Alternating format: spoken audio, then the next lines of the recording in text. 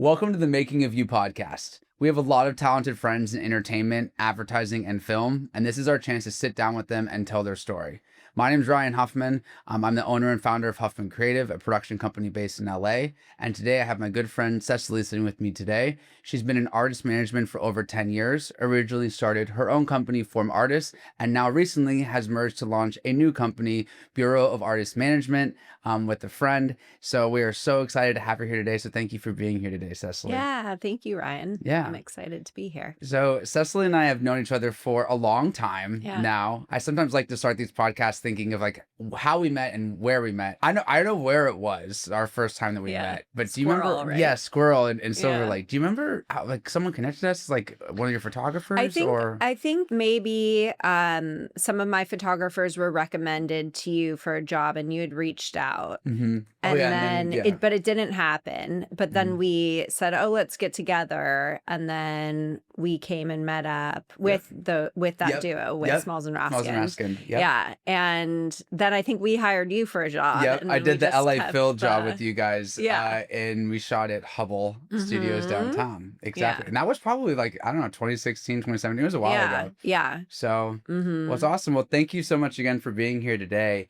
To kind of kick things off, I mean, I like to ask people, like, how would you describe what you do and what your company does, so people can kind of understand like the talent that you work with and what your life looks like on a day-to-day basis. So we have an agency where we have a specific number of artists that are exclusively tied to our agency, or a roster, as you would say.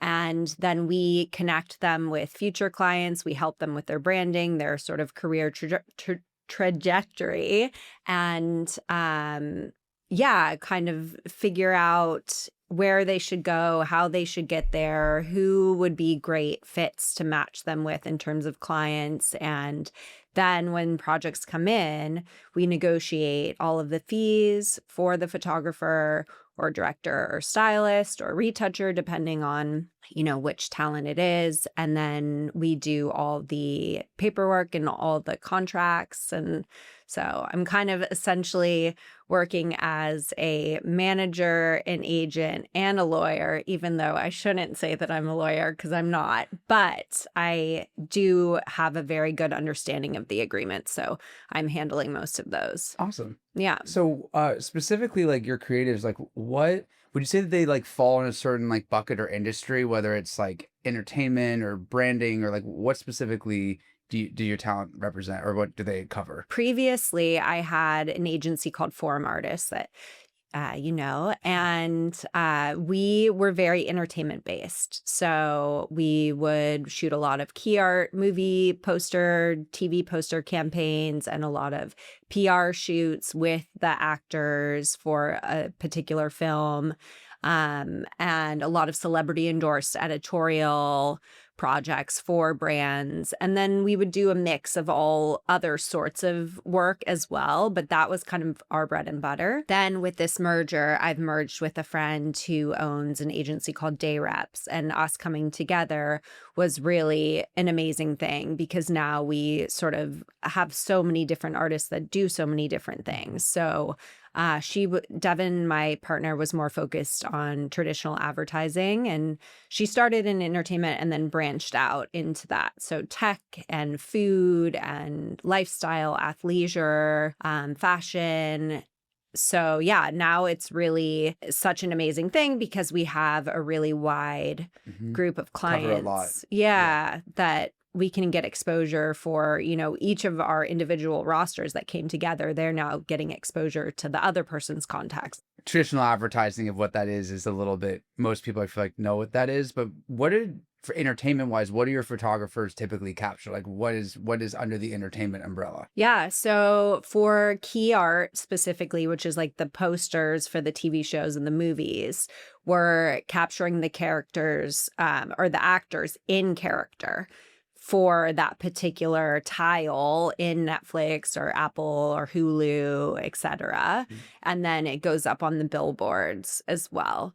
So, and then like platform art, we would get hired by a lot of studios to do the PR campaign. So it wasn't the key art, but they would come on and, one of our photographers shot all the actors from Mission Impossible.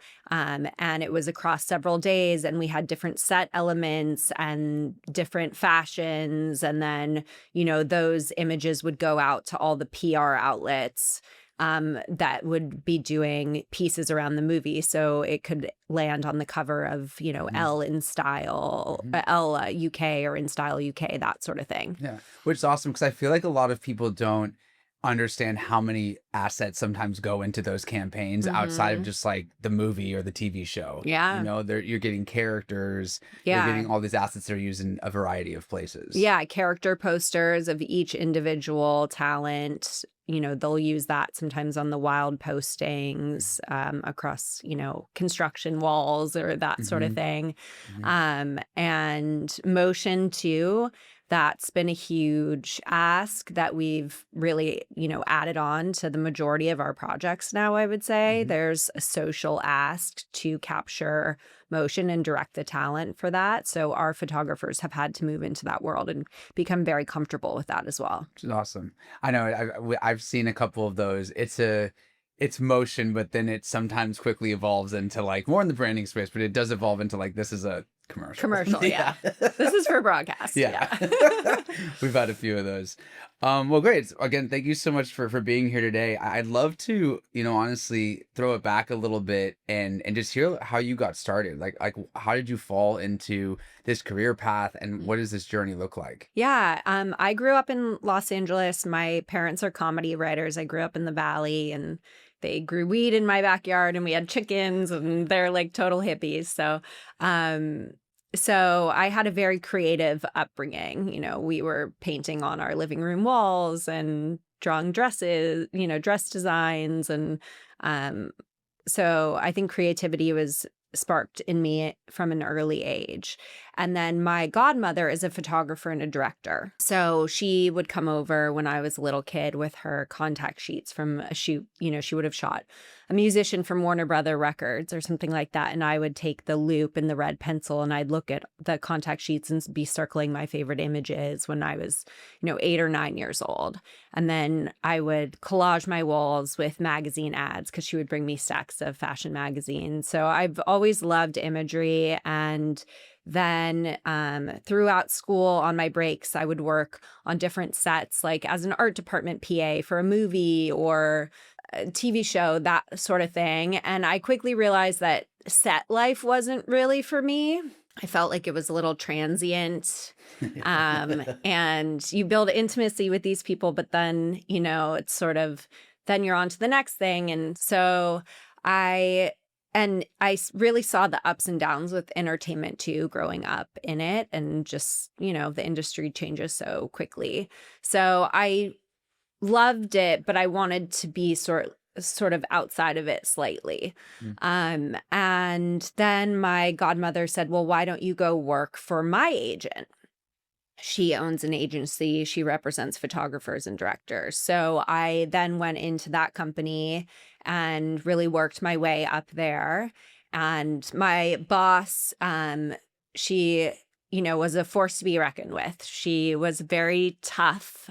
She, demanded a high level of excellence, and she also would hire and fire people a lot because, they sort of wouldn't, she was specific and they wouldn't hit those marks. And so I was greatly relied upon because I was kind of the constant there. And that was a really good experience. It was, challenging at times, but I learned so much within a short period of time.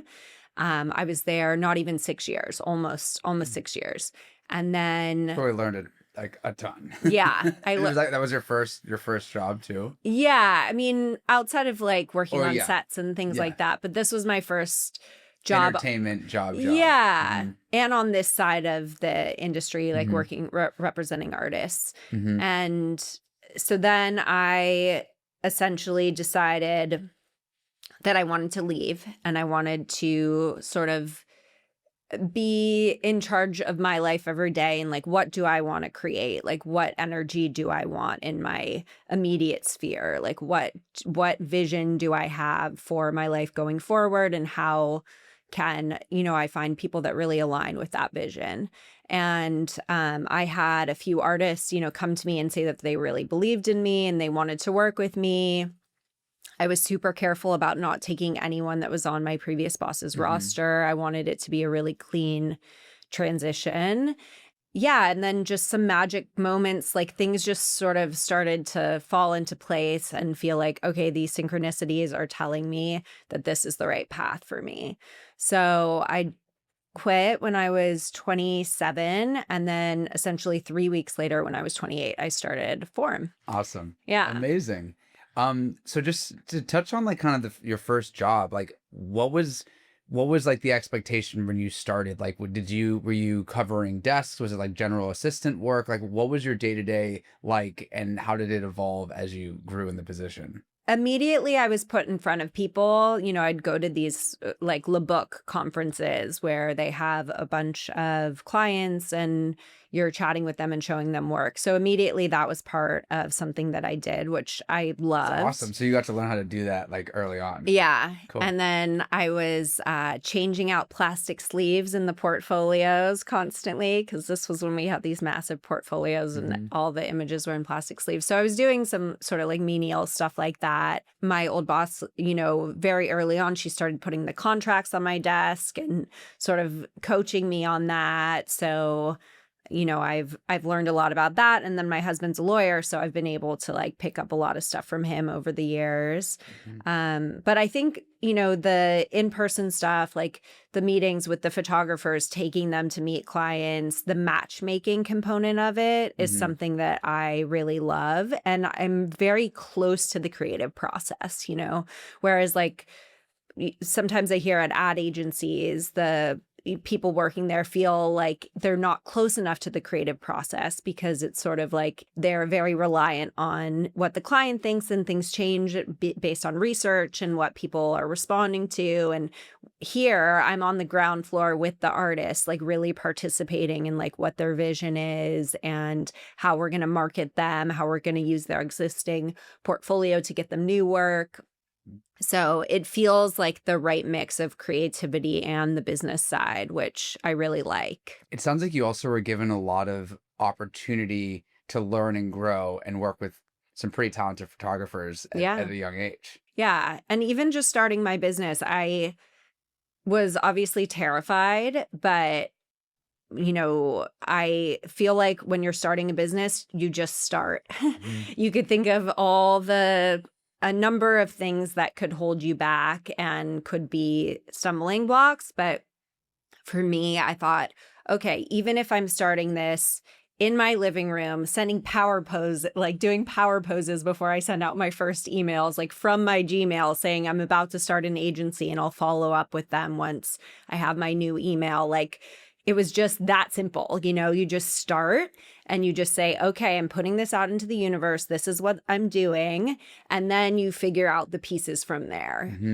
I feel like that first step is like sometimes the hardest thing that holds so many people back from doing their own business, but a lot of things. Yeah. Yeah, totally. I mean, so much of it is just the battle with yourself and being able to sort of understand that and then say, okay, well, if this is something I really want to do, then why am I putting these blocks in front of my way? Like, let me just put it out there into the world and see what comes back to me. Like, even just being a little bit more receptive in how you approach it. Like, I'll put it out there and then see what comes, How do you remember the moment when you decided that you were going to start your own thing, or what that felt like around that time?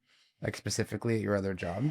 Yeah. I mean, I think that people had the vision for me prior to me fully understanding and feeling like that was possible for myself.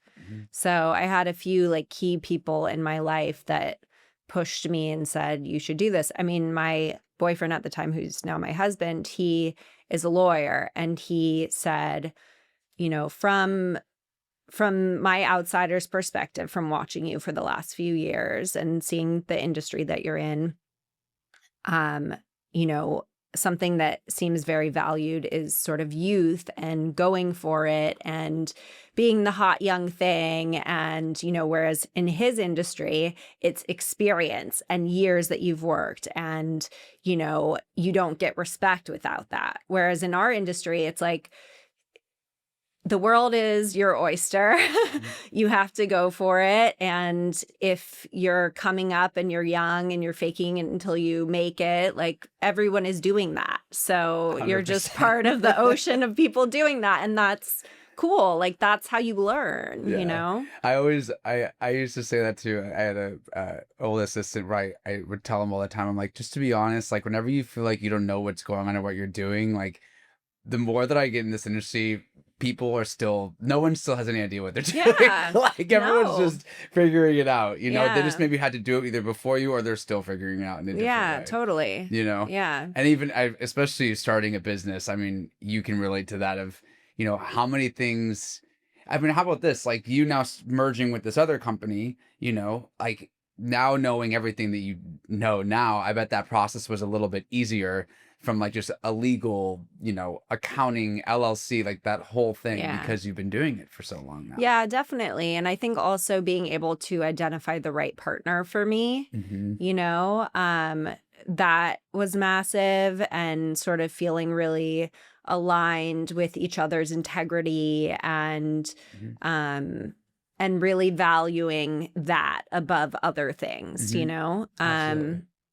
So, but the imposter syndrome is real. Like that's something that I had struggled with for a long time in this business, just because you doubt yourself. You doubt your instincts. You don't want to let people down. You want to, make it look like you know what you're doing. And so those things sort of seep in for sure. But I think I've done a lot of work around that. Like that's something that I have very actively worked on. And then also I've noticed that being in partnership now with the right partner, a lot of those thoughts have gone away because I think we sort of bolster each other. We have different strengths. And so that's been really, really nice. Awesome. Just to have a sounding board and be like, am I crazy? Did I do this wrong? You know? Because you went from like starting your own thing and now, years later, now you're able to do this. It's like a new chapter, but it's also probably refreshing that as you just said, you're partying with someone that makes up for what you guys each are leaving off. Yeah, exactly. Which is really awesome. Yeah.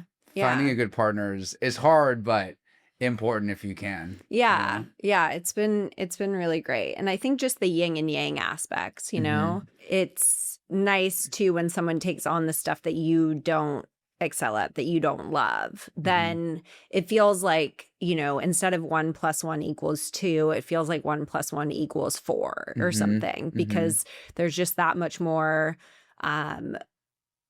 being able to chat with each other, run ideas past each other, like that sort of really does lead to a more successful outcome, I feel. Yeah. I know you can only go so far, I feel like, without eventually partnering or merging or something. I know that's such a big step for people's companies. So it's really exciting to hear about this new adventure. Yeah. So looking back, and maybe your younger self or like earlier in your career, like what is something that you wish that if you could tell yourself something back in the day, like right now, what is a piece of advice that you would have given yourself? It does work out, and just trust your instincts, go for it. I think that I have a very strong gut and it does speak to me, but it speaks to me like once. And so just kind of like paying attention to that, Yeah. and not sort of over analyzing. And yeah, I think that that's the advice I would give myself. I feel like just having my own company too for so long now, the trusting your gut is like, I feel like that's one thing that I agree with so much of. Like, I've thought back on things. I'm like, well, that was my first intuition and, it was right. I think trusting your, because you always, as you said, imposter syndrome, sometimes you like are like second guessing yourself or like, oh no, this isn't right. So that's great. Yeah. So now with this new company underway, like what is something that you're looking forward to now that you have this partner, now that you're launching into the, well, kind of soft launching, but what's like the Yeah. future of the company and what you're excited about right now? I am excited to launch the website and do a launch party because it's been a long time coming and we're getting close. Like this fall, we'll be doing that. Awesome. And then I'm also, I've had this dream of creating a masterclass for emerging photographers for a long time. So that's something that I really want to start focusing on. And I think that we'll be in a good place to do that, once the company is launched. Awesome. So Are you planning on maybe doing it like as like your company like presents? Is it gonna be you? Like what are you thinking? I think that I think it'll be like Devin and I, or Cool. yeah. Awesome. So to touch on the master class, what are some advice that you would give to creatives or even photographers that are already established? Maybe just like what's something that you feel spoken to like speak on, I guess, in that sense. Yeah. I mean, I think testing is really important. Test for the projects that you want to be getting. Clients they need to see the type of work that they are hiring for in your portfolio. Mhm. So if there's a way to shoot across different demographics, tech, athleisure, um, sort of food and beverage, but it's all in your style. It still feels like it comes from you Mhm. as an artist, but you can sort of expand across different avenues. I think that that's a really great thing. And you need to test for that stuff. That's how you build your portfolio. And so I think as much as you can, reinvesting in your testing or even personal work. Like personal work is so important now. I feel that clients, they need to understand who you are as an artist outside of your commissioned work. They Mhm. want to be in the presence of an artist and feel sort of elevated from that, and understand like what makes you tick. Mhm. So I think the more you can show that, the better. Yeah. So those two things, like testing for the actual work that you want with the branding and with the tech, and then also focusing on personal work, I think are really Yeah. important And I things. feel like, the artists I've met with you over the years, like all of them do a really good job at Hmm. that because you are so right. Like sometimes people, they like to see it or what they're getting hired for and like Yeah. diversifying your portfolio. Even if someone's capable of it, a lot of the times people still won't hire them until they see it, Yeah. you know? Yeah. It's so important. So. So, for some of like your other, like your younger photographers or people that you're building up, like what does that process look like? Do you have them go shoot on their own, or do you have them repurpose maybe some of the work that they're doing as a different brand, or like how do you help shape that portfolio? So we look at the portfolio that they have currently and we sort of figure out, okay, how can we pitch this to certain people, where it would relate to what they're hiring for. If there's a gap and we feel like that could be filled, then we'll do a mood board and show that to the photographer and say, this is the type of stuff that we could see working well in, and we suggest that you test for this. Cool. So, yeah. And then I think just exposing the artist to clients, like setting up in-person meetings or Zooms and having the clients meet the artist and really understanding their personality, I think is super important because people want to understand how you're going to be on set, how you're going to direct talent, work with other individuals. They want to know if you're going to be a fun hang on travel projects. So to understand someone's personality, I think is so key. Yeah, especially on photo, because photo, you're really, sometimes if you're shooting with a smaller set and whatnot too, or with talent, like the vibe on a photo set is like important, Hmm. you know? Yeah. Um, It's all vibes, yeah, baby. yeah, it is. It I mean, is. there's technical abilities too, but vibes are Yeah. are key. I remember I think when we worked with Smalls and Raston on that first job, I remember that was one of the first, I had done photo jobs. Remember that one was very like, this is LA Phil and like, this is like, it was very Yeah. photo. And I remember just seeing like the vibe and how they worked. I was like, oh, this is like it's a little bit different than the video stuff I was used to back in the day. Yeah, And now I've yeah. done a ton of photos, so now I see it. But it's Yeah. so important. You have to know? be able to build intimacy with the talent immediately because depending on the project, sometimes it's key art, sometimes it's these photo booths at an award show or something, but you might only get talent for 10 seconds sometimes, you know, maybe like 30 seconds, but or 20 minutes or an hour or 2 hours, you know, you're not getting them for the whole day, the majority of the time. So, and a lot of celebrities don't like to have their photo taken anymore. So you have to be able to come into any sort of situation, make them feel at ease, find a connection point, and like get them into it very quickly, you know? That's so true. I mean, even on some of the commercials that I've done that. So I've had a couple of jobs, I'm sure you've seen this, where they just like, oh, we're doing photo like in between setups, but in reality you get shoved into like a few minutes. Oh yeah. like no, like, I've never seen like, that. yeah, What are you talking about? Like we've seen that, but I'm also thinking just like, especially the entertainment stuff, sometimes you might only have an actor or someone for like, hey, we're like squeezing this in between like, you know, have these short breaks and stuff. That's so important. I didn't think about it that way. Yeah. And it's so funny with the broadcast, like shooting alongside broadcast, because I feel like, and you know, things are changing and it's getting better, but there's been so much emphasis on the broadcast, and then the stills, it's like, oh, let's just give stills 10 minutes here or there. And like lighting for stills is often different than lighting for commercials, or you at least have to supplement a little bit. Yeah, it's not just as easy as, oh, let's throw them in. And the photos go everywhere. They live everywhere. Everyone sees them, you know?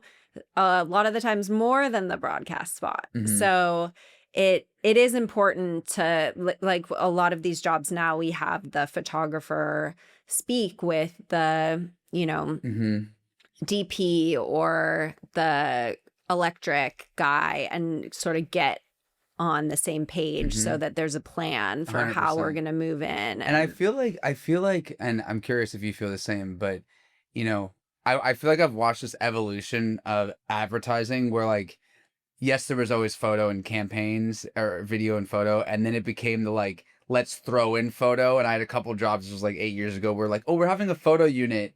And then you'd start talking and you're like, wait, this is like way more than just a guy flying in with a camera. Yeah. And now it's evolved where like literally almost every shoot that we do, I feel like there's an ask now. And we're finally now, I feel like, after watching it evolve for so long, I feel like most of these projects now I've seen them treat it like with equal importance, you know, and not just like great. photography is just kind of like, oh, let's fly them in. I feel like it's gotten better. I don't know if you've seen that too. No, it definitely has. Yeah, it definitely has gotten better.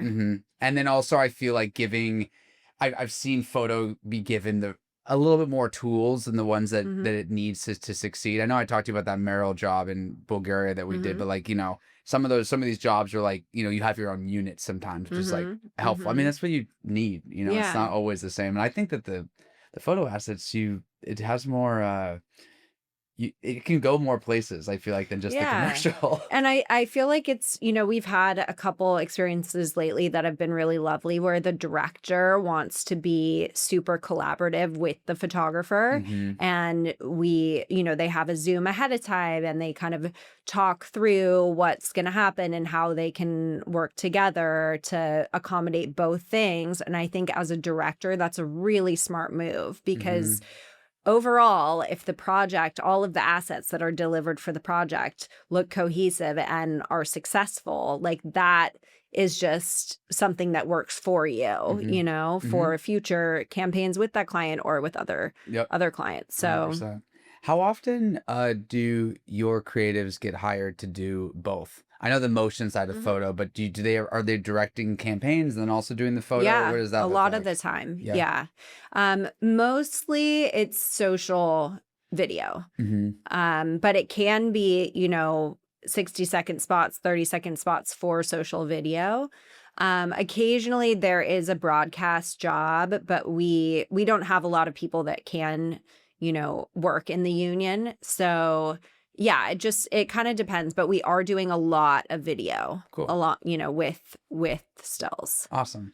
And then, have those, do do you find that your creatives sometimes are spread thin if they're doing both, or is it kind of manageable with like a DP and they're just kind of leading both Yeah, teams? I think it depends on the schedule, right? And the Yeah. ask, but I do think that it can be very manageable Cool. for sure, especially if they have a great DP that they're sort of relying on, or we happen to have a lot of duos right now. We represent a Mm, lot of duos. awesome. And so that dynamic is amazing because then one person can be sitting with the DP on a set directing the video, and then the other person can be shooting still simultaneously on an entirely separate set. It's awesome. Or,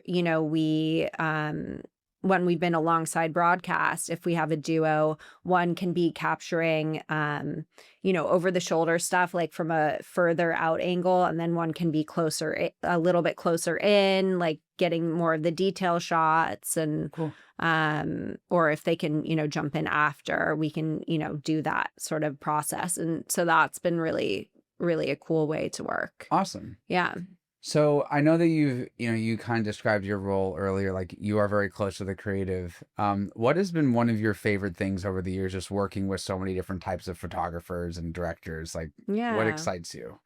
Um, I mean, I love being across a project where it gets a lot of eyes on it and it sort of changes the culture in a way, or um yeah, people see it and they're like, "Oh, that's so cool." Like that's really fun. It's been fun to work on so many entertainment jobs because you drive down Sunset And you Boulevard and see it. yeah, one time we had like 3 billboards on Sunset Boulevard that I can see from the Soho House. I was like, "This is cool." That's awesome. So yeah, I think I think, the visibility, but also working with the artist leading up to that. Like that is really fun because you get to hear, they let you in on their process, what they're thinking, what they're planning. We don't do a whole ton of music jobs anymore because I feel like the budgets have just gone down, Hmm. but um occasionally we will do some of those with some big artists. And so that's always so fun. Yeah. Because it's, so you can be so creative Hmm. and yeah, so the music jobs that we get that are like the bigger artists are always Fun. yeah. Yeah. I know we've also personally done way less music over the last couple of years Mhm. because of exactly like what you said. Do you have any moments that you can think of, like that were kind of these like big moments in your career that stand out as like a big, I think I was gonna say like seeing or meeting someone, but maybe like an opportunity or something that happened Yeah. with your company that you're just like, wow, this is awesome. Yeah, I mean, I go back to those moments of synchronicity. I feel like, Rick Rubin talks about this in his book. It's like synchronicities are the universe telling you to pay attention, right? And so I felt like at the start of my business, a lot of that stuff was happening. One particular story I can think of is right before I quit my job. I was planning to quit, and I knew that I was going to quit on the Tuesday. And I was living in West Hollywood at the time, but on the weekends I would stay in Venice with my then boyfriend, who's now my husband. And he had friends in town from Aspen, Colorado. And I might have told you the story before. And they were partying that weekend. And then when it came to Sunday night, I was just kind of being very reflective that weekend and doing my own thing and sort of thinking about next steps and they had kept us up on Saturday night. So the Sunday night I said to Tristan, I said, I'm going to go home to West Hollywood because I can't be kept up. Yeah. I am about to go quit my job. And he said, "Oh, it's a Sunday night. Like they know it's a school night. Like don't worry." Like They'll so be quiet. yeah, they'll be quiet. So I slept over there and 2 or 3 in the morning, they had brought girls back to the house and we can hear them downstairs. They plugged in the hot tub, like having like a full on party. So I hadn't gotten very much sleep and I wake up when I hear this. And then the whole rest of the night I didn't go to sleep because I just was so in my head about everything that was happening. So the next morning I emailed my boss and I never would miss work. Like I hardly took vacation. But I emailed her and I said, I haven't slept, like I had a really bad night of sleep. I need to, take the day off and get some rest. And so I went back, I sent the email, finally fell asleep for a few hours, woke up, had a missed call from a photographer who was quite a big entertainment photographer at the time. And he said in the voicemail, Cecily, your friend Crystal has recommended you to be my agent, and I would love to meet up with you. I'm based in Santa Monica. Let me know when you could meet. So because I didn't go to work that day in Hollywood, I called him back and I went over and I met with him and his wife in Santa Monica That at their day. house because I was in Venice. I was staying in Venice. So I went and met them that day. And he said to me, we had this great meeting and he said, you're really smart. I want to work with you, but I'm worried about going with someone that's starting their own agency. So he said, why don't you partner with this person that I know, or consider partnering with them? Or potentially, I had said to him, I could go to this big New York agency and pitch being their LA person, and I could bring you in as an artist. So he said, okay, great. The next morning, as I'm getting in to quit my job, he calls me and he says, that was so lovely meeting you yesterday. And I know we talked about those two options, but another option is that my wife and I could invest in your business and you could start it. And so as I was going in to quit my job, I had all of these opportunities that had just kind of popped up right before. Yeah.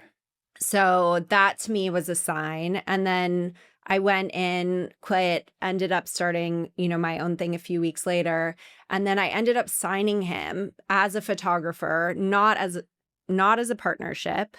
He was just an artist on my roster, which I think was the best choice for me at the time because I kind of needed to do my own thing and figure that out my own way. But yeah, he signed with me as an artist on the roster. That's so fun. So yeah, I feel like, if you put it out there, you have an intention, that you want to go for something, the universe, as I was saying, will then sort of provide these opportunities to show you okay, this is the right path. I love that. I mean, I think that, there's those opportunities that can come in your career, but also knowing when to take it and also notice those signs, I think is huge. So I love that story. That's great. I don't know if I've heard that story. It's okay, I thought maybe I told you, but it's funny because his guy friends that live in Colorado, they're like, oh, your success is because of us. It's yeah, keeping you up all night. That's so funny.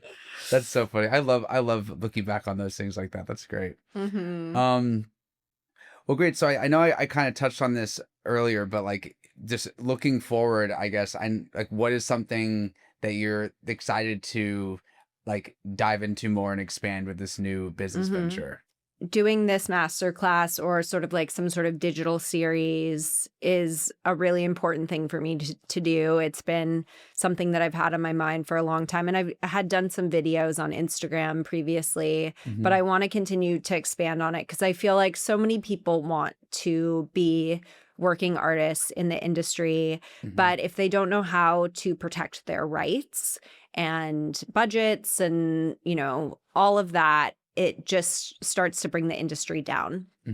So, I think it's super important, to not only negotiate your fees and usage and, negotiate that well, but then also when you get the agreement, make sure it doesn't say work for hire if you haven't agreed to a buyout, things like that. Because so many of the clients don't actually know what's in their agreement when they send it over to you. Especially the usage stuff. People don't know what they're asking. Yeah. A lot of the time. Yeah. And it says in the agreements that this is the entire agreement. If there's been any other agreement that has been discussed via email or even in something else that was signed, this agreement trumps anything else, So I think people don't quite understand that. And it's something to really look out for because you want to make sure that you are charging for your worth.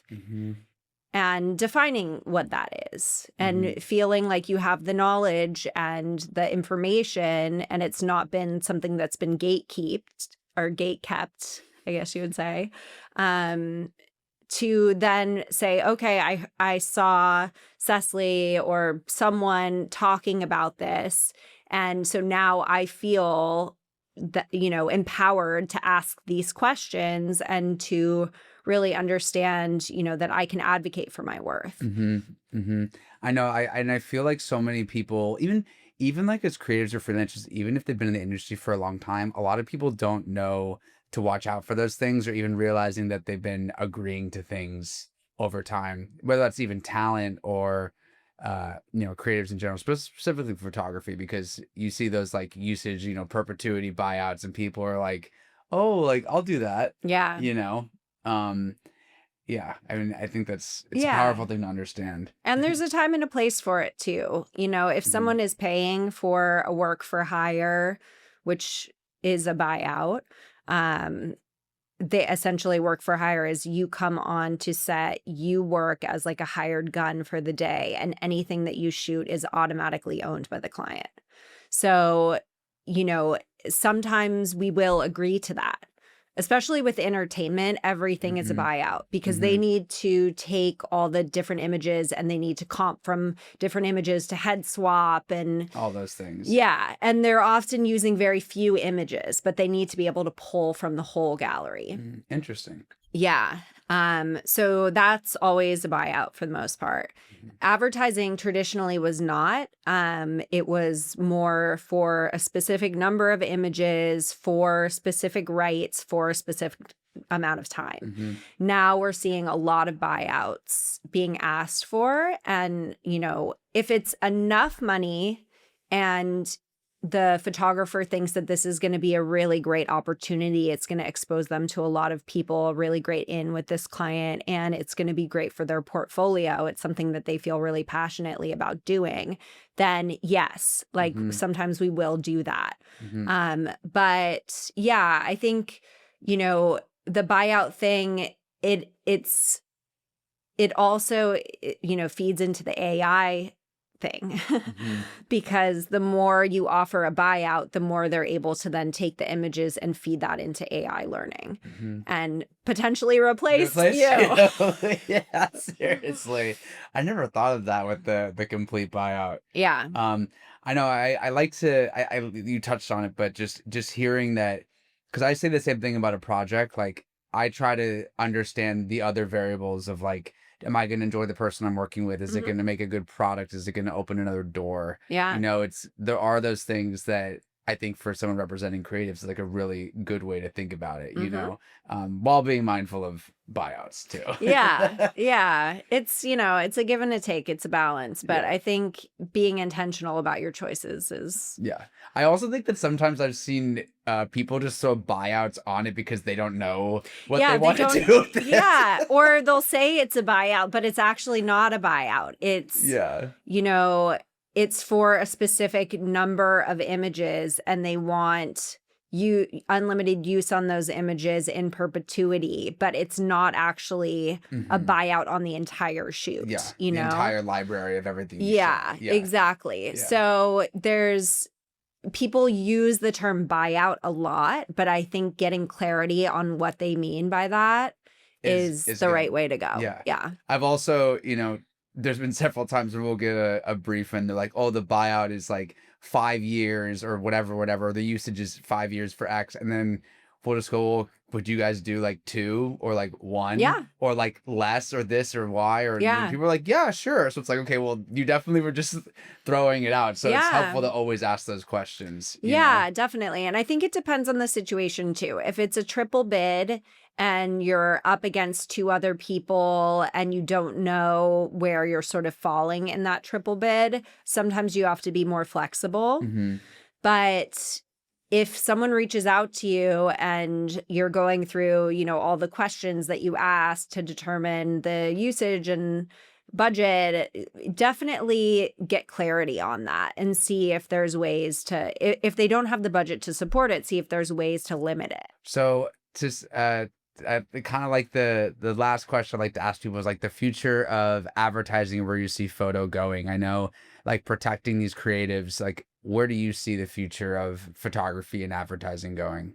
I feel positive about it. I think that it's changing. I think you have to be able to sort of pivot and be flexible to see the changes and adjust to those changes. So, yeah, I think that's that you have to keep that in mind and sort of be on the lookout for, okay, how do I switch things up? How do I change my lighting style if it's feeling dated? How can I, test for what I want?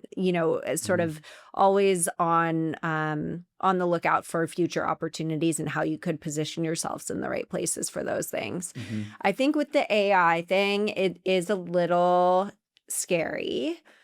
Potentially what might end up happening is that if it starts to come in and it's used more regularly and people are starting to lose jobs to that, I think working with it and sort of figuring out how to be the best prompter of it could be a way to still stay relevant within that world. Hopefully it doesn't come to that, but that is something to just be aware of. Yeah. I'm using Chat GPT all the time. I'm using it for agreements. You have to double check it. Like sometimes it does phantom reading, or I forget what it's called, where it will tell you that there's something in it that's not in it. So you do have to double check it. But most of the agreements that we're getting, I'm throwing it in there and asking I'm questions. Yeah. And I'm saying, summarize this agreement. Tell me more about the indemnity paragraph. Or if someone gives you two agreements and there's like, you don't see the red lines, you don't see the actual changes that they've made, and you have to identify that quickly, you throw it in there and you say, what are the difference between these two agreements? Or like a past agreement from previous years with that client and the new one. So you kind of see what they've changed. I was like, what's different? Yeah.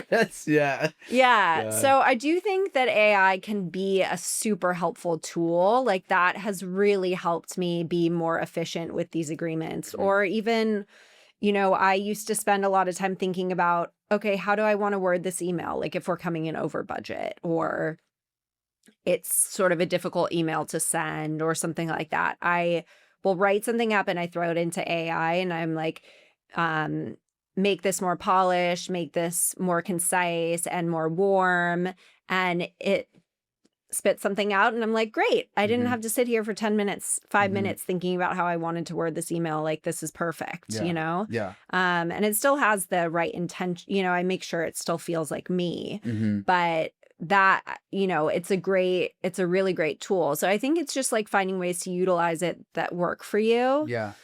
I also think that, from either good creative or even you writing like a good email, like I still feel like it still needs to be, it doesn't have like, I don't think like the taste of like what you would say is a good email or what a photographer or a creative would say is like good creative. Yeah. And I feel like that is what the human element to it is what I am hoping and holding on to. Because I'm a huge also like, I use AI for lots of things.